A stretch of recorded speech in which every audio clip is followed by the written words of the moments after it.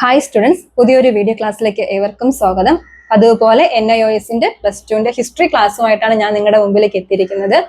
അപ്പോൾ കഴിഞ്ഞ ക്ലാസ്സിൽ നമ്മൾ 13 ചാപ്റ്ററോളം നോക്കിയിട്ടുണ്ട്. അതായത് 12 ചാപ്റ്ററോളം, 13ാമത്തെ ചാപ്റ്റർ TMA ആണ് നിങ്ങൾക്ക് വരുന്നത്. അപ്പൊ ഇന്ന് നമ്മൾ വന്നിട്ടുള്ളത് 14ാമത്തെ ചാപ്റ്റർ ആയിട്ടാണ്. അതിനു മുന്നേ നിങ്ങൾ TMA ആണെന്ന് കരുതിയിട്ട് അത് എടുത്തു തരത്തില്ല എന്നൊന്നും വിചാരിക്കേണ്ട. ഇതിനുശേഷം ഞങ്ങൾ അത് കൂടെ നിങ്ങൾക്ക് പ്രൊവൈഡ് ചെയ്യുന്നതാണ്. അപ്പോൾ എക്സാമിനുള്ള മറ്റു പോർഷൻസ് ആദ്യം കംപ്ലീറ്റ് ചെയ്യണം എന്നാണ് ഞാൻ ആഗ്രഹിക്കുന്നത്. അതിനുശേഷം നമ്മുടെ TMA ആയിട്ട് നിങ്ങൾക്ക് സപ്പോർട്ടും എല്ലാ കാര്യങ്ങളും തരാം. പ്രീവിയസ് ക്വസ്റ്റ്യൻ പേപ്പറും ഒക്കെ നമുക്ക് ഡിസ്കസ് ചെയ്യാനായിട്ടുണ്ട്. അപ്പൊ നമുക്ക് ക്ലാസ് വൈകിപ്പിക്കുന്നില്ല. നമ്മൾ കഴിഞ്ഞ ക്ലാസ്സിൽ നമ്മൾ 12ാമത്തെ ചാപ്റ്ററോളം നമ്മൾ നോക്കിയിട്ടുണ്ട് അല്ലെ. പഠനം എങ്ങനെയാണ്, ഉഷാറായിട്ട് പോകുന്നുണ്ടോ? എന്തോ നിങ്ങളുടെ ഭാഗത്തു നിന്നുള്ള കോൺട്രിബ്യൂഷൻസ് ആണ് ഞങ്ങൾക്ക് വേണ്ടത്. ഞങ്ങളുടെ വീഡിയോസിന്റെ താഴെ നിങ്ങൾ ഇടുന്ന കമന്റ്സ് ഒക്കെ ഞങ്ങൾക്ക് ഏറ്റവും പ്രയോജനമാണ്. അതുപോലെ തന്നെ ഞങ്ങൾക്ക് അത് ക്ലാസ് എടുക്കാനുള്ള ഒരു പ്രചോദനം കൂടെയാണ് അല്ലെ. അപ്പൊ നിങ്ങൾ കണ്ടിട്ട് നിങ്ങൾക്ക് മനസ്സിലാവുന്നുണ്ട് എങ്കിൽ ഷെയർ ചെയ്യുക. അതുപോലെ തന്നെ നിങ്ങളുടെ ഫ്രണ്ട്സിനെ കൂടെ അതിനെ അറിയിക്കുക, കമന്റ് ചെയ്യുക, വിലപ്പെട്ട കമന്റ്സ് ഒക്കെ രേഖപ്പെടുത്തുക. എന്തായാലും നിങ്ങൾ കൂടെ ഉള്ളതാണ് ഞങ്ങളുടെയും ധൈര്യം. എന്തായാലും നിങ്ങൾക്ക് എന്ത് സംശയം ഉണ്ടെങ്കിലും നിങ്ങളുടെ ഒപ്പം പരീക്ഷ വരെ ഞങ്ങൾ എപ്പോഴും നിങ്ങളോടൊപ്പം ഉണ്ടായിരിക്കും. അതുപോലെ തന്നെ തുടക്കത്തിൽ തന്നെ ഒരു ക്ഷമാപണം ഞാൻ നടത്തിക്കൊള്ളട്ടെ. ഒരു പരിമിതികളുണ്ട് ക്ലാസ്സിൽ, എനിക്കറിയാം. കുറച്ച് ബുദ്ധിമുട്ടുകളുടെ ഇടയിൽ നിന്നാണ് ഞങ്ങൾ ഈ ക്ലാസ് നിങ്ങൾക്കായിട്ട് പ്രൊവൈഡ് ചെയ്യുന്നത്. അപ്പൊ സൗണ്ടിന്റെ കുറച്ച് ഇഷ്യൂസും മറ്റു ബുദ്ധിമുട്ടുകളൊക്കെ ക്ലാസ്സിൽ നിങ്ങൾക്ക് കേൾക്കാൻ കഴിയും. അതൊന്നും നിങ്ങളത് മൈൻഡ് ചെയ്യേണ്ട. നിങ്ങൾ ക്ലാസ്സിലോട്ട് പൊക്കോളൂ. നിങ്ങളുടെ കൂടെ ഞങ്ങളുണ്ട്. സൗണ്ടുകളെല്ലാം നിങ്ങൾ അത് അവഗണിക്കുക എന്നേ എനിക്കിപ്പോ പറയാൻ കഴിയുള്ളൂ. ഓക്കെ, നമ്മുടെ ക്ലാസ് സ്റ്റാർട്ട് ചെയ്യാം. ചാപ്റ്റർ 40 ആണ് നമ്മൾ ഇന്ന് നോക്കുന്നത്. 14ാമത്തെ ചാപ്റ്റർ ആണ് നമ്മൾ നോക്കുന്നത്. Cultural developments in medieval India. Chapter 14, cultural development in medieval India. അപ്പോ ഈ ചാപ്റ്റർ മിഡിവൽ ഇന്ത്യയിലെ ഞാൻ ഈ ചാപ്റ്ററും എടുത്തിട്ടുള്ളതെന്ന് പറയുന്നത് കുറച്ച് അതുപോലെ തന്നെ നമ്മുടെ കാര്യങ്ങളിലായിട്ടുള്ള 5 ക്വസ്റ്റ്യൻ തന്നെയാണുള്ളത്. നമ്മുടെ ചാപ്റ്റേഴ്സോട്ട് ബന്ധപ്പെട്ട് നിൽക്കുന്ന കാര്യങ്ങളായിട്ടുള്ള 5 ക്വസ്റ്റ്യൻസ് ആണ് നമ്മൾ പതിവ് പോലെ എടുത്തിട്ടുള്ളത്. ഈ ചാപ്റ്ററിൽ നമുക്ക് നോക്കാനായിട്ടുള്ളത് സൂഫിസം നോക്കാനുണ്ട്, ഭക്തി മൂവ്മെന്റ് നോക്കാനുണ്ട്, ഗുരു നാനാക്ക് നോക്കാനായിട്ടുണ്ട്, അതുപോലെ തന്നെ കോൺട്രിബ്യൂഷൻസ് നോക്കാനുണ്ട്, ചിഷ്ടി, ഇങ്ങനെയുള്ള കുറെ കാര്യങ്ങൾ നമുക്ക് ഈ പാഠഭാഗത്തിൽ നോക്കാനായിട്ടും പഠിക്കാനായിട്ടൊക്കെ ഉണ്ട്. ഓക്കെ, എല്ലാവരും റെഡിയാണോ? റെഡിയാണെന്ന് വിശ്വസിച്ചുകൊണ്ട് ക്ലാസ്സിലോട്ട് നമുക്ക് കടക്കാം. ഓക്കെ, എന്താണ് സൂഫിസം? ഫസ്റ്റ് നമ്മുടെ ക്വസ്റ്റ്യൻ എന്ന് പറയുന്നത് സൂഫിസം ആണ്. സൂഫിസം എന്ന് പറയുന്നത് എന്താണ്? ഇസ്ലാമിക ഒരു നവീകരണ പ്രസ്ഥാനമാണ് സൂഫിസം എന്ന് പറയുന്നത്. ഇസ്ലാമിക ഒരു നവീകരണ പ്രസ്ഥാനമാണ് സൂഫിസം എന്ന് പറയുന്നത്. സൂഫിസം നമുക്കറിയാം, നിങ്ങൾ പഠിച്ചിട്ടുണ്ട്. സിനിമകളിലൊക്കെ കൂടുതലായിട്ട് ഇപ്പൊ സൂഫി കാര്യങ്ങളെ കുറിച്ചൊക്കെ പരാമർശിക്കുന്നുണ്ട്. അറിയാമല്ലോ, ഒരു നൃത്തരൂപേണൊക്കെ അവതരിപ്പിക്കുന്നത് കാണാം. അപ്പൊ ഈ സൂഫി എന്ന് പറയുന്ന പദത്തിന് അർത്ഥം കമ്പിളി വസ്ത്രം ധരിക്കുന്നവൻ എന്നാണ്, അല്ലെങ്കിൽ കമ്പിളി ധരിക്കുന്നവൻ എന്നാണ് സൂഫ് എന്ന് പറയുന്ന പദത്തിന് അർത്ഥം. ഓക്കെ, തുടക്കത്തിൽ തന്നെ ഒരു വേർഡ് കിട്ടിയിട്ടുണ്ട്. സൂഫ് എന്ന് പറയുന്ന പദത്തിന് അർത്ഥം എന്താണ്? കമ്പിളി ധരിക്കുന്നവർ അല്ലെ, കമ്പിളി ധരിക്കുന്നവൻ എന്നാണ്. ഇസ്ലാമിക ഒരു നവീകരണ പ്രസ്ഥാനമാണ് സൂഫിസം എന്ന് പറയുന്നത്. ഇസ്ലാമിക ഒരു നവീകരണ പ്രസ്ഥാനം, അതായത് മുസ്ലിം ഭരണത്തില് ഒരു അഴിച്ചുപണി അല്ലെ, റിഫർമേഷൻ അല്ലെങ്കിൽ ഒരു നവീകരണ പ്രസ്ഥാനത്തിന്റെ ഒരു പ്രധാനപ്പെട്ട ഘടകമായിരുന്നു സൂഫിസം എന്ന് പറയുന്നത്. അതായത് ദൈവപ്രീതി നേടുന്നവരാണ് സൂഫികൾ എന്ന് പറയുന്നത്. ദൈവപ്രീതി നേടുന്നവരാണ് സൂഫികൾ. അള്ളാഹുവിനെ പ്രാപിക്കുന്നതിന് നേരിട്ടുള്ള അനുഷ്ഠാനങ്ങളിലൂടെയോ സാധിക്കുന്നു. അതായത് ഇവിടെ പറയുന്നുണ്ട് ദൈവപ്രീതി നേടുക. ദൈവപ്രീതി നേടുക എന്ന് പറഞ്ഞാൽ എന്താണ്? നമുക്കും അറിയാം, നമ്മൾ ദൈവത്തിനോട് അടുക്കുന്നത് എങ്ങനെയാണ്? ഇപ്പൊ ഹിന്ദുസിലാണെങ്കിൽ അവർ നേർച്ചകൾ കഴിക്കുന്നു, അമ്പലങ്ങളിൽ പോകുന്നു. ക്രിസ്ത്യൻസിലാണെങ്കിൽ അവർ എന്ത് ചെയ്യുന്നു? ഉപവാസം അല്ലെ, അങ്ങനെയൊക്കെ നമ്മൾ പറയുന്നുണ്ട്. നോയിമ്പ്, അങ്ങനെയുള്ള കാര്യങ്ങൾ എടുക്കുന്നു, ചർച്ചിൽ പോകുന്നുണ്ട്. ഇസ്ലാമിലാണെങ്കിൽ അവർക്കും ഇപ്പോ ഒരു നമ്മുടെ എന്താണ് വിശുദ്ധ പീരീഡ് ആണ് അല്ലെ, വിശുദ്ധമായിട്ടുള്ള ഒരു കുറെ കാര്യങ്ങളിലൂടെയാണ് പോകുന്നത്. അപ്പൊ അതുപോലെ തന്നെയാണ് ഇവിടെയും പറയുന്നുണ്ട്, ഒരു ദൈവത്തെ അള്ളാഹുവിനെ പ്രീതിപ്പെടുത്തുക എന്നുള്ള രീതിയിൽ വരുന്ന ഒരു മേഖലയാണ് എന്തെന്ന് പറയുന്നത്? സൂഫിസം എന്ന് പറയുന്നത്. ഇവിടെ പറയുന്നുണ്ട് എന്താണ്? അള്ളാഹുവിനെ പ്രാപിക്കുന്നതിന് നേരിട്ടുള്ള അനുഷ്ഠാനങ്ങളിലൂടെ സാധിക്കുന്നു എന്നാണ് ഇവർ പറയുന്നത്. അതായത് നൃത്തത്തിലൂടെ, സൂഫി എന്ന് പറയുമ്പോൾ എങ്ങനെയാണ്? നൃത്തത്തിലൂടെയും സംഗീതത്തിലൂടെയാണ് എന്ത് പറയുന്നത്? സൂഫി മതവിശ്വാസികള് അവിടെ ആരാധന കഴിക്കുന്നത് നൃത്തത്തിലൂടെയും അതുപോലെ തന്നെ എന്താണ്? നൃത്തത്തിലൂടെയും സംഗീതത്തിലൂടെയാണ് സൂഫി മതവിശ്വാസികൾ അവരുടെ ആരാധന കഴിക്കുന്നത്. ലളിതമായ ജീവിതമായിരുന്നു സൂഫികളുടെ രീതികൾ എന്ന് പറയുമ്പോൾ എങ്ങനെയാണ്? ലളിതമായ ജീവിത രീതികളിലൂടെയാണ് സൂഫികൾ അവരുടെ ആരാധന നടപ്പിലാക്കിയിരുന്നത്. മനസ്സിലാവുന്നുണ്ടോ? അപ്പൊ സൂഫി എന്ന് പറയുന്ന പദത്തിനർത്ഥം കമ്പിളി ധരിക്കുന്നവൻ. ഇസ്ലാമിലെ ഒരു നവീകരണ പ്രസ്ഥാനമാണ് സൂഫികൾ എന്ന് പറയുന്നത്, സൂഫി പ്രസ്ഥാനം എന്ന് പറയുന്നത്. ഇസ്ലാമിലെ അല്ലെങ്കിൽ ഇസ്ലാമിക് വിശ്വാസത്തിലെ ഒരു നവീകരണ പ്രസ്ഥാനമാണ് സൂഫി വിശ്വാസികൾ അല്ലെങ്കിൽ സൂഫിസം എന്ന് പറയുന്നത്. ദൈവപ്രീതി നേടുന്നതിനായിട്ട് സംഗീതത്തിലൂടെയും നൃത്തത്തിലൂടെയും അവർ എന്ത് ചെയ്യുന്നുണ്ട്? ആരാധന കഴിക്കുന്നുണ്ട്. സംഗീതത്തിലൂടെയും നൃത്തത്തിലൂടെയാണ് അവർ ആരാധന കഴിക്കുന്നത്. പിന്നെ എങ്ങനെയാണ്? ദഫ് പോലുള്ള, അറിയാലോ ദഫ് മുട്ടൻ, അതുപോലെയുള്ള ഉപകരണങ്ങൾ ഉപയോഗിച്ചുകൊണ്ടാണ് ഇവർ എന്ത് ചെയ്യുന്നത്? ആരാധന നടത്തുന്നത്. മനസ്സിലാവുന്നുണ്ടോ? ആത്മീയ ജീവിതത്തിന് പ്രാധാന്യം നൽകുകയാണ്. അതായത് എന്താണ്? ഉള്ളിലുള്ള ആത്മീയ ജീവിതത്തിന് പ്രാധാന്യം നൽകിക്കൊണ്ട് ആഡംബര ജീവിതത്തെ അവർ എന്ത് ചെയ്തു? വെറുത്തു. ആത്മീയ ജീവിതത്തിന് പ്രാധാന്യം നൽകിക്കൊണ്ട് ആഡംബര ജീവിതത്തെ വെറുക്കുകയും ലളിതമായ ജീവിതം അവർ ആരാധിച്ചിരുന്നു. ലളിതമായ ഒരു ജീവിതത്തിലൂടെയാണ് അവർ ആരാധന കൊണ്ടുപോയത്. ലളിത ജീവിതത്തിനാണ് അവർ പ്രാധാന്യം കൊടുത്തത്. ആഡംബര ജീവിതത്തെ അവർ എതിർക്കുകയാണ് ഉണ്ടായത്. ഇസ്ലാമിക മൗലിക ആചാരക്രമങ്ങളിൽ നിന്നും വ്യത്യസ്തമായിട്ട്, അപ്പൊ ഇസ്ലാമിലുള്ള ആരാധനയിൽ നിന്ന് കുറച്ച് വ്യത്യസ്തമാണ്. സംഗീതത്തിലൂടെ അതുപോലെ തന്നെ നൃത്തത്തിലൂടെയാണ് തുടക്കത്തിലെ ഞാൻ പറഞ്ഞു. അതുപോലെ തന്നെയാണ് ഇവിടെ പറയുന്നത്. സംഗീതത്തിലൂടെയും നൃത്തത്തിലൂടെയും കുറച്ച് വ്യത്യസ്ത രീതിയിലൂടെയാണ് ഇവരുടെ ആരാധന ഇവർ മുന്നോട്ട് കൊണ്ടുപോയിരുന്നത്. അതുപോലെ തന്നെ ദഫ് പോലുള്ള ഉപകരണങ്ങൾ ഉപയോഗിച്ചിരുന്നു. വളരെ പതിയെ സംസാരിക്കുക. മനസ്സിലായോ? നമ്മൾ പറയാം കാമൻ കൊയ്റ്റ് എന്ന് പറയുന്നത് പോലെ വളരെ പതിയെ സംസാരിക്കുക, പുഞ്ചിരിക്കുക, എപ്പോഴും ചിരിക്കുക. സ്മൈൽ എന്ന് പറയുന്നത് ബെസ്റ്റ് ആണ് അല്ലെ?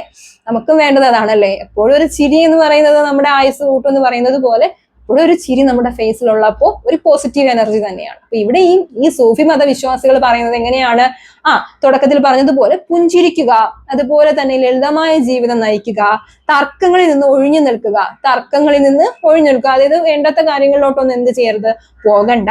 അതുപോലെ തന്നെ തരീഖ സ്വീകരിക്കുമ്പോഴും പ്രവാചക നാമം കേൾക്കുമ്പോഴും പ്രാർത്ഥനയൊക്കെ കേൾക്കുമ്പോഴും എങ്ങനെയാണ്? നെഞ്ചില് കൈവയ്ക്കുക. പിന്നെ ഇങ്ങനെയുള്ള കുറേ ചിട്ടാവട്ടങ്ങള് ഈ മതവിശ്വാസത്തില് ഉണ്ടായിരുന്നു. മനസ്സിലാവുന്നുണ്ടോ? സൂഫി പ്രസ്ഥാനത്തെ കുറിച്ചാണ് നമ്മൾ പറയുന്നത്, സൂഫികളെ കുറിച്ചാണ് പറയുന്നത്. ഇസ്ലാമിക നവീകരണ പ്രസ്ഥാനമായിരുന്നു ഏത്? സൂഫിസം എന്ന് പറയുന്നത്. ഇസ്ലാമിക മതവിശ്വാസത്തിലെ ഒരു നവീകരണ പ്രസ്ഥാനമാണ് എന്തെന്ന് പറയുന്നത്? സൂഫികൾ എന്ന് പറയുന്നത്. ആത്മനിയന്ത്രണത്തിനുള്ള കഠിനമായ ആചാരങ്ങളിലൂടെയാണ് സൂഫികൾ എന്ത് ചെയ്ത് പോയിക്കൊണ്ടിരുന്നത്. അപ്പൊ ആത്മനിയന്ത്രണത്തിനാണ് ഒരു പ്രാധാന്യം കൊടുത്തത്. ലൗകിക ജീവിതത്തിനാണോ? അല്ല, ആത്മീകപരമായ ജീവിതത്തിനാണ് പ്രാധാന്യം നൽകുകയും അതുപോലെ തന്നെ അള്ളാഹുലോട്ട് കൂടുതൽ അടുക്കാനായിട്ട് ഇവർ ശ്രമിക്കുകയാണ്. അള്ളാഹുലോട്ട് തന്റെ വിശ്വാസത്തിൽ അടിയുറച്ചു നിന്നുകൊണ്ട് ദൈവത്തിലോട്ട് എന്ത് ചെയ്യുന്നു? കൂടുതലായിട്ട് അടുക്കാനായിട്ട് ശ്രമിക്കുകയും പിന്നെ ആത്മീയ ജീവിതത്തിനാണ് പ്രാധാന്യം നൽകിയത്. ആത്മീയ ജീവിതം എന്ന് പറയുമ്പോൾ മനസ്സും ശരീരവും എന്ത് ചെയ്യുക? ഒരുപോലെ എന്ത് ചെയ്യുക? ആത്മാവും ഒരുപോലെ ആയിരിക്കുക അല്ലെ? ആത്മീയ ജീവിതത്തിന് പ്രാധാന്യം നൽകുകയും ആഡംബര ജീവിതത്തെ എന്ത് ചെയ്തു? എതിർക്കുകയും ചെയ്തു. ആഡംബര ജീവിതത്തെ എതിർക്കുകയും ലളിതമായ ജീവിതം നയിച്ചു. എന്ത് ചെയ്യിച്ചു? ലളിതമായ ജീവിതത്തിലൂടെയാണ് അവർ എന്ത് ചെയ്തത്? അവിടെ മതം അവരനുഷ്ഠിച്ചു പോന്നിരുന്നത്. പിന്നെ സൂഫി എന്ന് പറയുന്ന പദത്തിനർത്ഥം കമ്പിളി ധരിക്കുന്നവൻ. സൂഫി എന്ന് പറയുന്ന പദത്തിനർത്ഥം എന്താണ്? കമ്പിളി ധരിക്കുന്നവൻ. ഇസ്ലാമിന്റെ മൗലിക ആചാരക്രമങ്ങളിൽ നിന്നും വ്യത്യസ്തമായി സംഗീതവും നൃത്തവും ഒക്കെ അവർ ആഡ് ചെയ്യുന്നുണ്ട്. മനസ്സിലാവുന്നുണ്ട്? സംഗീതത്തിലൂടെയും നൃത്തത്തിലൂടെയാണ് ദൈവത്തെ അവർ എന്ത് ചെയ്തിരുന്നത്? അടുപ്പിച്ചിരുന്നത്, അല്ലെ ദൈവമായുള്ള ഒരു ബന്ധം കാത്തു സൂക്ഷിച്ചിരുന്നത് സംഗീതത്തിലൂടെയും നൃത്തത്തിലൂടെയാണ്. ഓക്കെ. അതുപോലെ ദഫ് പോലുള്ള ഉപകരണങ്ങൾ ഉപയോഗിച്ചിരുന്നു. ദഫ് അറിയാലോ? ദഫ് പോലുള്ള ഉപകരണങ്ങൾ ഉപയോഗിച്ചിട്ടാണ് അവർ അവരുടെ ആരാധന രീതി നടപ്പിലാക്കിയിരുന്നത്. മനസ്സിലാവുന്നുണ്ടോ? സൂഫി എന്ന് പറയുന്ന പദത്തിനർത്ഥം കമ്പിളി ധരിക്കുന്നവൻ. സൂഫി എന്ന് പറയുന്ന പദത്തിനർത്ഥം കമ്പിളി ധരിക്കുന്നവൻ. ഇവർക്ക് കുറെ ചിട്ടാവട്ടങ്ങൾ ഉണ്ടെന്ന് പറഞ്ഞിട്ടുണ്ട്. എങ്ങനെയൊക്കെയായിരുന്നു? വളരെ പതിയെ സംസാരിക്കുക, പുഞ്ചിരിക്കുക, വളരെ പതിയെ സംസാരിക്കുക, പുഞ്ചിരിക്കുക, തർക്കങ്ങളിൽ നിന്ന് എന്ത് ചെയ്യുക? ഒഴിഞ്ഞു മാറുക. വളരെ പതിയെ സംസാരിക്കുക, പുഞ്ചിരിക്കുക, തർക്കങ്ങളിൽ നിന്ന് എന്ത് ചെയ്യുക? ഒഴിഞ്ഞു മാറുക. തരീഖ കേൾക്കുമ്പോഴും പ്രവാചകന്റെ നാമമൊക്കെ കേൾക്കുമ്പോഴും എന്ത് ചെയ്യുക? നെഞ്ചത്ത് കൈവയ്ക്കുക. ഇങ്ങനെയുള്ള കുറെ ചിട്ടാവട്ടങ്ങൾ അവർ അനുഷ്ഠിച്ചു പോന്നിരുന്നു. അപ്പൊ ഒന്നാമത്തെ ക്വസ്റ്റ്യൻ മനസ്സിലായോ? ഇസ്ലാമിക മതവിശ്വാസത്തിന്റെ ഒരു നവീകരണ പ്രസ്ഥാനമായിരുന്നു സൂഫികൾ എന്ന് പറഞ്ഞാൽ സൂഫിസം എന്ന് പറയുന്നത്. ഇതാണ് നിങ്ങളുടെ ഒന്നാമത്തെ ക്വസ്റ്റ്യൻ. രണ്ടാമത്തെ ക്വസ്റ്റ്യൻ എന്ന് പറയുമ്പോൾ ഭക്തി മൂവ്മെന്റ്. എന്താണ് ഭക്തി മൂവ്മെന്റ് എന്ന് പറയുന്നത്? നേരത്തെ നമ്മൾ പറഞ്ഞത് സൂഫികള് ഇസ്ലാമിക മതവിശ്വാസത്തിലെ നവീകരണമാണെങ്കിൽ ഹിന്ദു മതവിശ്വാസത്തിലെ നവീകരണമായിരുന്നു ഭക്തി മൂവ്മെന്റ് എന്ന് പറയുന്നത്. മനസ്സിലാവുന്നുണ്ടോ? മധ്യകാല ഹിന്ദു മതത്തിലെ എന്താണ് ഒരു നവീകരണമായിരുന്നു. മധ്യകാല ഇന്ത്യയിലെ ഹിന്ദു മതത്തിലെ ഒരു പ്രധാന മതപ്രസ്ഥാനം അല്ലെങ്കിൽ നവീകരണ പ്രസ്ഥാനമായിരുന്നു നമ്മുടെ ഭക്തി മൂവ്മെന്റ് എന്ന് പറയുന്നത്. മോക്ഷം നേടുന്നതിനായി എന്ത് സ്വീകരിക്കുക? ഭക്തി സ്വീകരിക്കുക. മോക്ഷം നേടുന്നതിനായി ഭക്തി സ്വീകരിക്കുക. സമൂഹത്തിന്റെ എല്ലാ തലങ്ങളിലേക്കും എന്ത് ചെയ്യുക? മതപരമായ പരിഷ്കാരങ്ങൾ കൊണ്ടുവരാനായിട്ട് ശ്രമിക്കുക. 7-ാം നൂറ്റാണ്ടിൽ തമിഴകത്താണ് ഇത് ഉദയം ചെയ്തത്. അപ്പൊ ഒന്നുകൂടെ നോക്കാം. എന്താണ് ഭക്തി മൂവ്മെന്റ്? മറ്റത് സൂഫിസം നമ്മൾ ഇസ്ലാമികയിൽ വന്നതുപോലെ ഇവർ എങ്ങനെയാ വന്നത്? മധ്യകാല ഹിന്ദു മതത്തിലെ ഒരു പ്രധാന നവീകരണ പ്രസ്ഥാനമായിരുന്നു ഏത്? ഇത് ഹിന്ദു മതത്തെ എന്ത് ചെയ്യാനാണ്? പുനരുജ്ജീവിക്കാനാണ്, അല്ലെങ്കിൽ ഒരു നവീകരണമാണ് എന്തിലൂടെ കൊണ്ടുവന്നത്? ഭക്തി മൂവ്മെന്റിലൂടെ കൊണ്ടുവന്നത്. അപ്പൊ ഭക്തി മൂവ്മെന്റ് എന്ന് പറയുമ്പോൾ എങ്ങനെയാണ്? ഹിന്ദു പീരീഡില് അല്ലെങ്കിൽ ഹിന്ദു മത വിശ്വാസത്തില് കുറെ അഴിമതികളൊക്കെ തടയാൻ വേണ്ടിയിട്ടും അതുപോലെ തന്നെ അതിലൊരു എന്താണ് ഒരു മത നവീകരണം കൊണ്ടുവരാനാണ് എന്ത് കൊണ്ടുവന്നത്? മധ്യകാല ഹിന്ദു മതത്തിൽ കൊണ്ടുവന്ന ഭക്തി മൂവ്മെന്റ് കൊണ്ടുവന്നത്. ഓക്കെ, മോക്ഷം നേടുന്നതിനായി ഭക്തി എന്ത് ചെയ്യുക? സ്വീകരിക്കുക. മോക്ഷം നേടുന്നതിനായി ഭക്തി സ്വീകരിച്ചുകൊണ്ട് പിന്നെ എന്താണ്? മതപരമായ പരിഷ്കരണങ്ങൾ കൊണ്ടുവരാനായിട്ട് ശ്രമിച്ചു. എപ്പോഴാണ് വന്നത്? ഏത് സെഞ്ചുറിയിലാണ്? AD 7-ാം നൂറ്റാണ്ടിൽ തമിഴകത്താണ് ഇത് വന്നത്. മനസ്സിലാവുന്നുണ്ടോ? ഈ ഭക്തി മൂവ്മെന്റിൽ 2 വിഭാഗക്കാരുണ്ടായിരുന്നു. ഒന്ന് വൈഷ്ണവരെന്നും അതുപോലെ തന്നെ മറ്റൊന്ന് എങ്ങനെയാണ് അറിയപ്പെടുന്നത്? ശൈവിസം എന്ന്. അതായത് ശൈവിസവും വൈഷ്ണവിസവും എന്നൊക്കെ അറിയപ്പെടുന്നുണ്ട്. ഇവിടെ പേരിൽ തന്നെ ശൈവം എന്ന് പറയുമ്പോൾ ഭഗവാനെ ആരാധിക്കുന്നവരും, വൈഷ്ണവർ എന്ന് പറയുമ്പോൾ എങ്ങനെയാണ്? ഓട്ടോമാറ്റിക്കായിട്ട് ആരായിരിക്കും? അതെ, ആരാണ്? വിഷ്ണു ഭഗവാനെ ആരാധിക്കുന്ന 2 വിഭാഗക്കാരെ എവിടെ ഉണ്ടായിരുന്നു? ഈ ഭക്തി മൂവ്മെന്റ്സിൽ ഉണ്ടായിരുന്നു. മനസ്സിലാവുന്നുണ്ടോ? ഇത് ഒന്ന് നമുക്ക് എവിടെയാണ്? ബംഗാളിലാണ് വിഷ്ണു ഭഗവാനെ ആരാധിക്കുന്ന വൈഷ്ണവിസം വന്നത്. ബംഗാളിലാണ്. മഹാരാഷ്ട്രയിലാണ് എന്ത് വന്നത്? ശിവഭഗവാനെ ആരാധിക്കുന്ന ശൈവിസം വന്നത്. ഓക്കെ, ക്ലാസ്സിൽ കുറച്ച് ഡിസ്റ്റർബൻസ് ഉണ്ട്, ഞാൻ വീണ്ടും പറയുന്നുണ്ട്. നിങ്ങൾ അതൊന്നും മൈൻഡ് ചെയ്യേണ്ട. നിങ്ങളുടെ പഠനത്തിൽ മാത്രം എന്ത് ചെയ്യുക? ഫോക്കസ് ചെയ്യുക. ഓക്കെ, എന്ത് ബുദ്ധിമുട്ടുണ്ടെങ്കിലും ഞാൻ നിങ്ങളോട് എന്ത് ചെയ്യുകയാണ്? സോറി പറയുകയാണ്. കുറച്ച് പരിമിതികളുണ്ട്. ഓക്കെ, അതൊക്കെ വിട്ടായി. പിന്നെ എന്താണ്? ബംഗാളിലാണ് വിഷ്ണു ഭഗവാൻ വിഷ്ണു ഭഗവാനെ ആരാധിക്കുന്ന വൈഷ്ണവിസം വന്നത്. ബംഗാളിലാണ്. ശിവഭഗവാനെ ആരാധിക്കുന്ന ശൈവിസം വന്നത് എവിടെയാണ്? മഹാരാഷ്ട്രയിലാണ്. ഓക്കെ, ഈ മഹാരാഷ്ട്രയിൽ ഇത് വന്നപ്പോ എന്താ സംഭവിച്ചെന്ന് അറിയുമ്പോൾ സ്നേഹത്തെ എന്ത് ചെയ്യുന്നു? പ്രോത്സാഹിപ്പിക്കുകയും. മഹാരാഷ്ട്രയിലും ബീഹാറിലും ഈ 2 മതവിഭാഗങ്ങൾ വന്നപ്പോ അവർ എന്തിനാണ്? സ്നേഹത്തെ പ്രോത്സാഹിപ്പിക്കുകയും ദൈവത്തെ സ്തുതിക്കുകയും സ്തുതിഗീതങ്ങൾ എഴുതുകയൊക്കെ ചെയ്തു. മനസ്സിലാവുന്നുണ്ടോ? എങ്ങനെയൊക്കെയാ ചെയ്തത്? സ്നേഹത്തെയാണ് അവർ പറയുന്നുണ്ട്. നമുക്കാണ് സ്നേഹമാണ് അഖില സാരമൂഴിയിൽ കവി പാടിയതുപോലെ. അപ്പൊ സ്നേഹത്തെ എന്ത് ചെയ്യുകയാണ്? പ്രോത്സാഹിപ്പിക്കുകയും ദൈവത്തെ സ്തുതിക്കുകയും സ്തുതിഗീതങ്ങൾ എഴുതുകയും ആലപിക്കുകയൊക്കെ ചെയ്തു. ഓക്കെ, ഇതില് ഈ വൈഷ്ണവ പ്രസ്ഥാനത്തില് ഒരു പ്രധാനപ്പെട്ട സന്യാസിമാരിൽ ഒരാളായിരുന്നു മീരാബായി. ഓക്കെ, ഈ വൈഷ്ണവ മതത്തില് ഒരാളായിരുന്നു മീരാബായി. അപ്പൊ ഒന്നുകൂടെ ഭക്തി മൂവ്മെന്റ് എന്ന് പറയുമ്പോൾ എങ്ങനെയാണ്? ഹിന്ദുമത വിശ്വാസത്തിലെ ഒരു നവീകരണ പ്രസ്ഥാനമായിരുന്നു ഏതെന്ന് പറയുന്നത്? ഭക്തി മൂവ്മെന്റ്. ഹിന്ദുമത വിശ്വാസത്തിലെ ഒരു പ്രധാനപ്പെട്ട ഒരു നവീകരണ പ്രസ്ഥാനമായിരുന്നു, അല്ലെങ്കിൽ നവീകരണ മാർഗമായിരുന്നു ഏതെന്ന് പറയുന്നത്? ഭക്തി മൂവ്മെന്റ്. ഭക്തി സ്വീകരിച്ചുകൊണ്ട് സമൂഹത്തിന്റെ എല്ലാ തലങ്ങളിലേക്കും എന്ത് ചെയ്യുക? പോകുക. ഭക്തി സ്വീകരിച്ചുകൊണ്ട് സമൂഹത്തിന്റെ എല്ലാ തലങ്ങളിലേക്കും പോകുക. AD 7-ാം നൂറ്റാണ്ടിലെ തമിഴകത്താണ് ഭക്തി മൂവ്മെന്റ് വന്നത്. AD 7-ാം നൂറ്റാണ്ടിലെ തമിഴകത്താണ് ഭക്തി മൂവ്മെന്റ് വന്നത്. പിന്നെ എന്താണ്? ആൾക്കാരുടെ ആത്മനിയന്ത്രണം അല്ലെങ്കിൽ ആത്മാവിനെ എന്ത് ചെയ്യുക? പുനരുജ്ജീവിക്കുക. അല്ലെങ്കിൽ ആത്മാവിന് നമ്മൾ പറയാറില്ലേ മനസ്സ് നന്നായിരിക്കണം എന്ന് പറഞ്ഞതുപോലെ എങ്ങനെയാണ് പറഞ്ഞത്? ഇവിടെ മനസ്സിന്റെ അല്ലെങ്കിൽ ആത്മാവിന്റെ മോക്ഷമാണ് ഇവർ എന്ത് ചെയ്തത്? ഈ മൂവ്മെന്റ്സിലൂടെ കൊണ്ടുവരാനായിട്ട് ശ്രമിച്ചത്. 2 വിഭാഗക്കാരുണ്ടായിരുന്നു. ബംഗാളിലും അതുപോലെ തന്നെ മഹാരാഷ്ട്രയിലും. ബംഗാളിലാണ് ആര് വന്നത്? വൈഷ്ണവിസം വന്നത്. വിഷ്ണുവിനെ ആരാധിക്കുന്നവർ വന്നത് ബംഗാളിലാണെങ്കിൽ മഹാരാഷ്ട്രയിലെ ശിവനെ ആരാധിക്കുന്ന ശൈവിസ്റ്റുകളും വന്നു. ഓക്കെ, പിന്നെ സ്നേഹത്തിനാണ് ഇവർ പ്രാധാന്യം നൽകുന്നത്. എന്തിനാണ് പ്രാധാന്യം നൽകിയത്? സ്നേഹത്തിന് പ്രാധാന്യം നൽകുകയും അതുപോലെ ദൈവത്തെ സ്തുതിക്കുന്നതിന് വേണ്ടി സ്തുതിഗീതങ്ങൾ എഴുതുകയൊക്കെ ചെയ്യുകയുണ്ടായി. ഓക്കെ, ഈ വൈഷ്ണവ പ്രസ്ഥാനത്തിലെ ഒരു പ്രധാനപ്പെട്ട വ്യക്തിയായിരുന്നു മീരാഭായി എന്ന് പറയുന്നത്. ഓക്കെ, ഇതാണ് ഭക്തി മൂവ്മെന്റ്. ഈ ഭക്തി മൂവ്മെന്റ് കുറച്ച് കീ ആസ്പെക്റ്റുകൾ ഉണ്ടായിരുന്നു. ആസ്പെക്ട് എന്ന് പറയുമ്പോൾ എന്തായിരിക്കാം? കറക്റ്റ് കുറച്ച് ഫീച്ചേഴ്സ് ഉണ്ട്. എന്തൊക്കെയാണ്? Devotion and love. എന്തൊക്കെയാണ്? ഡിവോഷൻ ആൻഡ് ലവ്, അതായത് ദൈവത്തെ എന്ത് ചെയ്യുക? സ്നേഹിക്കുക. പിന്നെ challenging the caste system. Caste system എന്ന് പറയുമ്പോൾ ജാതി വ്യവസ്ഥ എന്ത് ചെയ്തു? ചലഞ്ചിങ് ചെയ്തു. ജാതി വ്യവസ്ഥയെ ചലഞ്ചിങ് ചെയ്തു. Use of vernacular language. Use of vernacular language എന്ന് പറയുമ്പോൾ പ്രാദേശിക ഭാഷകൾ എന്ത് ചെയ്തു? ഉപയോഗിച്ചു. മനുഷ്യന് മനസ്സിലാകുന്ന തരത്തിലുള്ള ഭാഷ എന്ത് ചെയ്തു? പ്രാദേശിക ഭാഷകളെ ഉപയോഗിച്ചു. പ്രൊമിനന്റ് സെയിൻസ്, സെയിന്റ് എന്ന് പറയുമ്പോൾ എന്താണ്, സന്യാസിമാർക്ക് എന്ത് കൊടുത്തു, പ്രാധാന്യം കൊടുത്തു, സന്യാസിമാർക്ക് പ്രാധാന്യം കൊടുത്തു. ഈ ഫീച്ചേഴ്സ് നിങ്ങൾ എഴുതി വെക്കുക.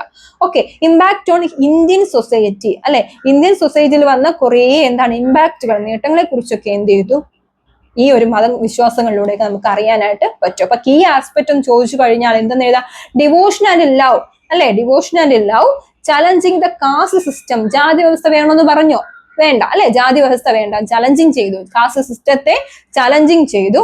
Use of vernacular language, vernacular language ആണ് ഉപയോഗിച്ചത്.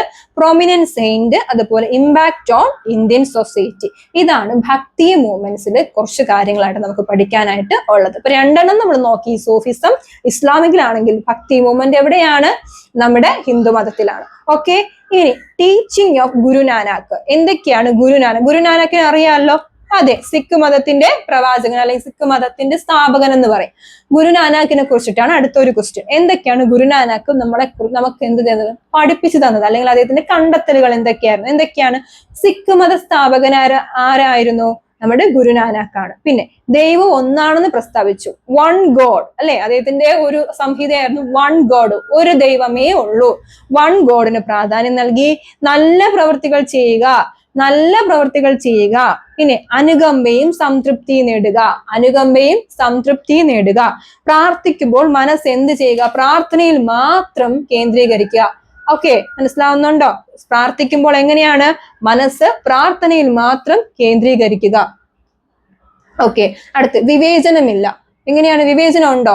ഇല്ല, വിവേചനമില്ല. പരസ്പരം എന്താണ്, ഒരു കോൺഫ്ലിക്റ്റോ ഒന്നും തന്നെ ഇവർക്ക് ഇല്ല. അന്ധവിശ്വാസങ്ങളെ എതിർത്തു, അന്ധവിശ്വാസങ്ങളെ എന്ത് ചെയ്തു, എതിർത്തു. റെസ്പെക്ട് ഫോർ വുമൺ അല്ലെ, സ്ത്രീകൾക്ക് എന്ത് കൊടുത്തു, റെസ്പെക്ട് കൊടുത്തു. റെസ്പെക്ട് ചെയ്യുക എന്ന് പറഞ്ഞാൽ എന്താണ്, ബഹുമാനം കൊടുത്തു. ബിംബാരാധന, തീർത്ഥാടന, ഇതിനെല്ലാം എതിർത്തു. ബിംബാരാധന, തീർത്ഥാടനം, ഇതിനെല്ലാം എതിർത്തു. തിന്മയെ എതിർത്തു. എന്തൊക്കെയാണ് ചെയ്തതെന്നാണ്, അദ്ദേഹം കൊണ്ടുവന്ന കാര്യങ്ങളാണ്. ഹിന്ദു മുസ്ലിം ഐക്യം നിലനിർത്തുക, ഹിന്ദു മുസ്ലിം ഐക്യം നിലനിർത്തുക. അപ്പൊ ഒരു വൺ വേർഡ് ആയിട്ട് ചോദിച്ചു കഴിഞ്ഞാൽ, 2 മാർക്കിന് ചോദിച്ചാൽ നിങ്ങൾക്ക് എഴുതാം, എന്താണ് ഇവിടെ പറയുന്നത്, ടീച്ചിങ് ഓഫ് ഗുരുനാനക് എന്ന് ചോദിച്ചു കഴിഞ്ഞാൽ സിഖ് മത സ്ഥാപകനാണ്. ദൈവം ഒന്നാണെന്ന് പ്രസ്താവിച്ചു, ദൈവം ഒന്നാണെന്ന് പ്രസ്താവിച്ചു. വൺ ഗോഡ് ആണ് അല്ലെ. നല്ല പ്രവർത്തികൾ ചെയ്യുക, നല്ല പ്രവർത്തികൾ ചെയ്യുക. നമ്മുടെ ഗുരുനാനക് നമ്മളോട് പറഞ്ഞ കാര്യമാണ് നല്ല പ്രവർത്തികൾ ചെയ്യുക അല്ലെ. പിന്നെ നല്ല എന്താണ്, അനുകമ്പയും സംതൃപ്തിയും നേടുക, അനുകമ്പയും സംതൃപ്തി നേടുക. പ്രാർത്ഥിക്കുമ്പോൾ മനസ്സ് പ്രാർത്ഥനയിൽ മാത്രം എന്ത് ചെയ്യുക, അർപ്പിക്കുക. പ്രാർത്ഥിക്കുമ്പോൾ നമ്മൾ പല കാര്യങ്ങളെ കുറിച്ച് ആലോചിച്ചുകൊണ്ട് നിൽക്കാതെ പ്രാർത്ഥിക്കുന്ന വിഷയത്തിൽ മാത്രം മനസ്സ് അർപ്പിക്കുക. പിന്നെ വിവേചനം പാടില്ല അല്ലെ, ഓൾ ആർ ഈക്വൽ ആണ് അല്ലെ. വിവേചനം പാടില്ല. അന്ധവിശ്വാസങ്ങളെ എതിർത്തു, അന്ധവിശ്വാസങ്ങളെ എതിർത്തു. റെസ്പെക്ട് ഫോർ വുമൺ, സ്ത്രീകൾക്ക് എന്ത് കൊടുത്തു, റെസ്പെക്ട് കൊടുത്തു, ബഹുമാനം കൊടുത്തു. പിന്നെ ബിംബാരാധന, തീർത്ഥാടനം, ഇവനെല്ലാം എന്ത് ചെയ്തു, എതിർത്തു. ബിംബാരാധന എന്താണ്, ഒരു പ്രതിമയെ ഉണ്ടാക്കി വെച്ചിട്ട് അതിനെ എന്ത് ചെയ്യുക, ആരാധിക്കുന്ന രീതി, അതിനെല്ലാം എന്ത് ചെയ്തു എന്നാണ്, എതിർത്തു. പിന്നെ തിന്മയെ എതിർത്തു. ഹിന്ദു മുസ്ലിം ഐക്യത്തെ എന്ത് ചെയ്തു, അദ്ദേഹം നിലനിർത്താനായിട്ട് ആഗ്രഹിച്ചു. അപ്പൊ ഗുരുനാനാക്കിന്റെ കാര്യങ്ങൾ എന്തൊക്കെയാണ്, കുറെ കാര്യങ്ങൾ. ഇതിനെ നിങ്ങൾ എന്ത് ചെയ്യണം, ഒന്നുകൂടെ ലിസ്റ്റ് ചെയ്യുക. എന്നിട്ട് ചിലപ്പോൾ എക്സാമിന് ലിസ്റ്റ് ചെയ്യാനാണ് ചോദിക്കുകയാണെങ്കിൽ അങ്ങനെ എഴുതുക, അല്ല ഡിസ്ക്രൈബ് ചെയ്യാനാണെങ്കിൽ എന്ത് ചെയ്യുക, അതിനെ വിശദീകരിച്ച് എഴുതുക. അപ്പൊ ഒന്നുകൂടെ ഗുരുനാനാക്ക് എന്തൊക്കെയാണ് ചെയ്തത്, അദ്ദേഹം സിഖ് മതത്തിന്റെ എന്താണ്, വക്താവായിരുന്നു അല്ലെ, വക്താവായിരുന്നു, സിഖ് മതത്തിന്റെ സ്ഥാപകനായിരുന്നു. ദൈവം ഒന്നാണെന്ന് എന്ത് ചെയ്തു, പ്രസ്താവിച്ചു. നല്ല പ്രവൃത്തികൾ ചെയ്യുക, അനുകമ്പയും സംതൃപ്തിയും നേടുക. പ്രാർത്ഥിക്കുമ്പോൾ എവിടെയാണ് മനസ്സ്, പ്രാർത്ഥനയിൽ മാത്രം എന്ത് ചെയ്യുക, കേന്ദ്രീകരിക്കുക. വിവേചനം പാടുണ്ടോ? ഇല്ല. അന്ധവിശ്വാസങ്ങൾ എന്ത് ചെയ്തു, എതിർത്തു. റെസ്പെക്ട് ഫോർ വുമൺ, സ്ത്രീകൾക്ക് എന്ത് കൊടുത്തു, റെസ്പെക്ട് കൊടുത്തു. ബിംബാരാധന, തീർത്ഥാടനം, ഇതിനെല്ലാം എതിർത്തു. തിന്മയെ എതിർത്തു. ഹിന്ദു മുസ്ലിം ഐക്യം എന്ത് ചെയ്യുക, നിലനിർത്തുക. ഇത്രയുമാണ് നമ്മുടെ ഗുരുനാനാക്കിന്റെ ടീച്ചിങ്ങിൽ നമുക്ക് പഠിക്കാനായിട്ട് ഉള്ളത്. ഇനി എല്ലാം പോട്ടെ, 4ാമത്തെ ക്വസ്റ്റ്യനിലോട്ട് പോവാം. Discuss the emergence of new style in Mughal architecture during the regional of Akbar and Jahangir. Question കേട്ട് പേടിക്കണ്ട. അക്ബറിന്റെയും ജഹാംഗീറിന്റെയും കാലഘട്ടത്തിൽ ഉണ്ടായിരുന്ന വാസ്തുവിദ്യകളെ കുറിച്ച് അല്ലെങ്കിൽ ആർക്കിടെക്ചർ സ്റ്റൈലിനെ കുറിച്ച് എന്ത് ചെയ്യാനാണ്, കമ്പാരിസൺ ചെയ്യാനാണ്. ഓക്കെ, അതിൽ വേറൊന്നും നിങ്ങൾ ഓർക്കണ്ട. നമ്മുടെ താജ്മഹൽ, അതുപോലെ ചെങ്കോട്ട, ഇങ്ങനെയുള്ള ലോട്ടസ് ടെമ്പിൾ, ഇതൊക്കെ നമ്മൾ എടുത്തു കഴിഞ്ഞാൽ അതിന്റെയൊക്കെ നിർമ്മിതികൾ എങ്ങനെയാണ്, ഒരുപാട് ഭംഗിയാണ് അല്ലെ.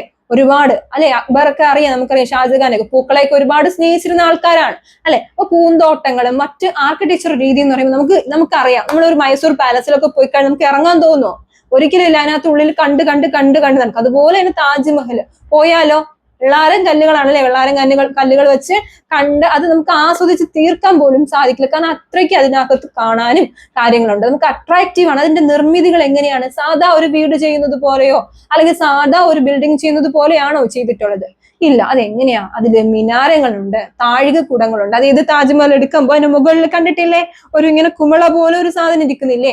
അപ്പൊ ഇതെല്ലാം എങ്ങനെയാണ്? നമ്മുടെ ആർക്കിടെക്ചറിന്റെ പ്രാധാന്യമാണ്. അപ്പൊ അന്നേരത്തെ അല്ലെങ്കിൽ ആ കാലഘട്ടത്തിലെ നിർമ്മിതികളുടെ പ്രത്യേകതയെ കുറിച്ചാണ് നമ്മളിപ്പോ ഇനി പഠിക്കാനായിട്ട് പോകുന്നത്. ക്വസ്റ്റ്യൻ മനസ്സിലായോ? ക്വസ്റ്റ്യൻ കാണാൻ പേടിക്കരുത്. എന്താണ്? Discuss the emergence of new style in Mughal architecture during the regional of Akbar and Jahangir. അക്ബറിന്റെയോ ജഹാംഗീറിന്റെ കാലഘട്ടത്തിൽ ഉണ്ടായിരുന്ന എന്താണ് നമ്മുടെ മാറ്റങ്ങൾ, എന്തില്? ആർക്കിടെക്ചറിൽ ഉണ്ടായ മാറ്റങ്ങൾ. ക്വസ്റ്റ്യൻ മനസ്സിലായല്ലോ? നോക്കാം. മുഗൾ വാസ്തുവിദ്യയുടെ മുഖമുദ്രകളിൽ ഒന്നാണ് അവർക്കൊരു സമമിതി ജാമിതീയ അല്ലെ, ഒരു ജാമിതീയ കൃത്യതയുടെ രൂപത്തിലാണ് അവർ എന്ത് ചെയ്തിട്ടുള്ളത്? കെട്ടിടങ്ങൾ പണി കഴിപ്പിച്ചിട്ടുള്ളത്. നമുക്കറിയാം മിനാറും മറ്റ് നമ്മുടെ ചരിത്രപരമായ കാര്യങ്ങൾ തന്നെ നിങ്ങളൊന്ന് എടുത്തു നോക്ക്. ചെങ്കോട്ട ഇങ്ങനെയുള്ള കാര്യങ്ങളൊക്കെ എടുത്തു നോക്ക്. എല്ലാത്തിലും എന്താണ് വാസ്തുവിദ്യ എന്ന് പറയുന്നത് വളരെ വളരെ വളരെ മനോഹരമായിട്ടാണ് അല്ലെ. അപ്പൊ ഇവിടെ പറയുന്നുണ്ട് കോട്ടകൾ നിർമ്മിച്ചു. ഇവരുടെ കാലഘട്ടത്തിൽ വാസ്തുവിദ്യയുടെ പ്രത്യേകതകൾ പറയുമ്പോൾ എങ്ങനെ പറയാം? വാസ്തുവിദ്യകളിൽ കോട്ടകൾ എന്ത് ചെയ്തു? നിർമ്മിച്ചു. ഹിന്ദു ജൈന മാതൃകയിലുള്ള കൊട്ടാരങ്ങൾ നിർമ്മിച്ചു. ഹിന്ദു ജൈന മാതൃകയിലുള്ള കൊട്ടാരങ്ങൾ നിർമ്മിച്ചു. കമാനങ്ങൾ, താഴികക്കുടങ്ങൾ, മിനാരങ്ങൾ എന്നിവ ഉപയോഗിച്ചു. അതായത് ആർച്ച്, ഡോം ഇങ്ങനെയൊക്കെ നമുക്ക് പഠിക്കാറുണ്ട് ഇംഗ്ലീഷിൽ. ടെക്സ്റ്റ് ബുക്കിലുണ്ട്. 10th ഹിസ്റ്ററി ടെക്സ്റ്റ് ബുക്കിൽ നമുക്ക് ഇത് വൃത്തിയായിട്ട് കൊടുത്തിട്ടുണ്ട്. അപ്പൊ ഇവിടെ പറയുന്നുണ്ട്, നിങ്ങൾ പഠിച്ച കാര്യങ്ങളാണ്. എങ്ങനെയൊക്കെയാണ് ഇവിടെ പറയുന്നത്? കമാനങ്ങൾ, താഴികക്കുടങ്ങൾ, ആർച്ച്, ഡോം ഇങ്ങനെയൊക്കെ പറയുന്നുണ്ട്. ആർച്ച്, ഡോം, മിനാരങ്ങളൊക്കെ കണ്ടിട്ട് താഴികക്കുടങ്ങളൊക്കെ ഇല്ല. അങ്ങനെയൊക്കെ വളരെ മനോഹരമായിട്ട് അവർ എന്ത് ചെയ്തു? പണി കഴിപ്പിച്ചിട്ടുണ്ട്. എക്സാം നിങ്ങൾ ഈ ഒരു പോയിന്റ് വിടേ ചെയ്യരുത്. എങ്ങനെയാണ് എഴുതാനുള്ളത്? കമാനങ്ങൾ, താഴികക്കുടങ്ങൾ, മിനാരങ്ങൾ എന്നിവയെല്ലാം എന്ത് ചെയ്തു? അവർ ഉപയോഗിച്ചിട്ടുണ്ട് അല്ലെ. വെറുതെ ഒരു ബിൽഡിംഗ് കെട്ടിയിട്ട് അവർ അവിടെ കാര്യം സാധിപ്പിച്ച് പോയില്ല. വളരെ മനോഹരമായിട്ടാണ് അവർ ആർക്കിടെക്ചർ സ്റ്റൈല് ചെയ്തിട്ടുള്ളത്. പിന്നെ എങ്ങനെയാണ് ഇവിടെ പറയുന്നുണ്ട്?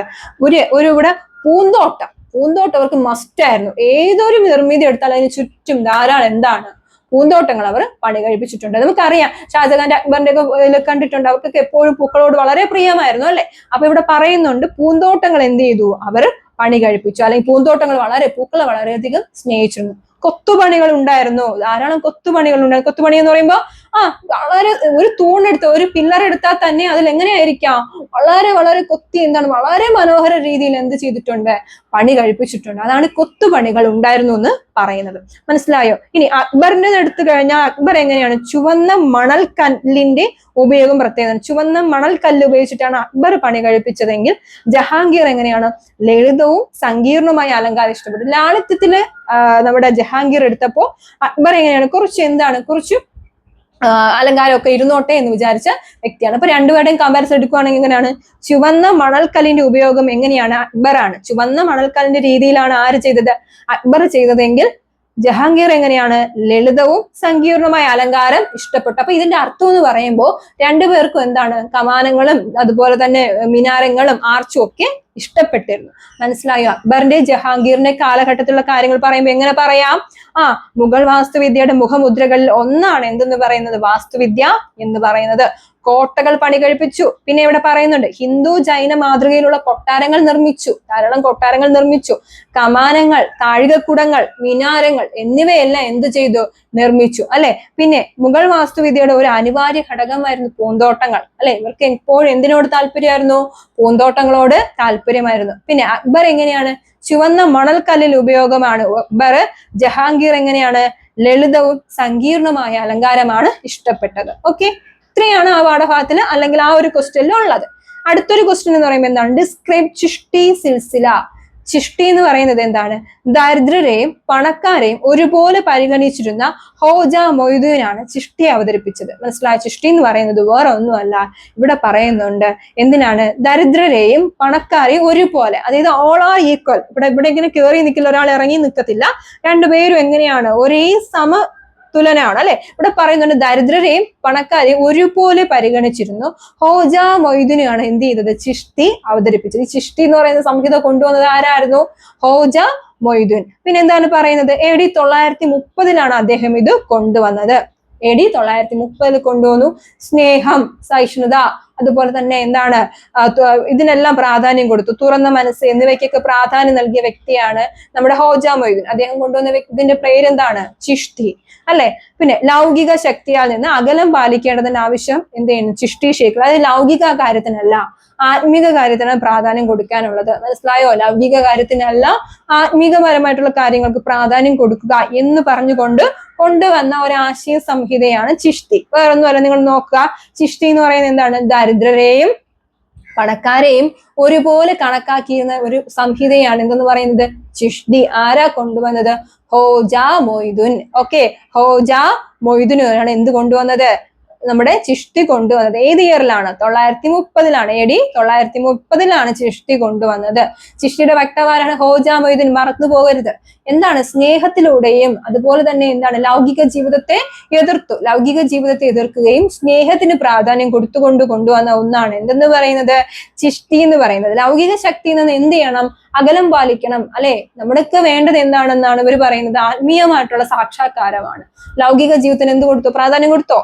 ഇല്ല. മനസ്സിലാവുന്നുണ്ടോ? ഇതാണ് ചിഷ്ടി എന്ന് പറയുന്ന ആ ഒരു സംഹിതയുടെ പ്രത്യേകത. അപ്പൊ ഒന്നുകൂടെ ചിഷ്ടി എന്ന് പറയുന്നത് പണക്കാരും ദരിദ്രരും പാവപ്പെട്ടവരും എല്ലാവരും ഒരുപോലെ. ആരാ കൊണ്ടുവന്നത്? ഹോജ മൊയ്തുൻ. എപ്പോഴാണ്?